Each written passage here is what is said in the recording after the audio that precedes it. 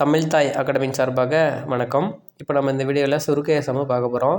இப்போது இந்த சம்மு கொடுத்துருக்காங்க. ரூட்டுக்குள்ளே 41 minus root 21 plus root 19 minus 3. இப்போது நேற்று சம்மில் என்ன பார்த்தோம்? ப்ளஸ் வேல்யூ வந்துச்சுன்னா ஒரு ரூட்டோட அடுத்த மதிப்பை பார்க்கணும்னு சொல்லியிருந்தோம். இப்போது மைனஸ் வேல்யூ இருக்குது, அதனால் ரூட்டோட முன்னாடி மதிப்பை பார்க்கணும்.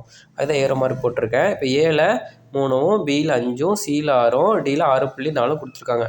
இப்போ அதோட ஸ்கொயர் ரூட் என்ன? 3ஓட ஸ்கொயர்டு 9, 5 ஸ்கொயர்டு 25, 6 ஸ்கொயர்டு 36, 6.4ஓட ஸ்கொயர்டு 40.96 கிடைக்கும்.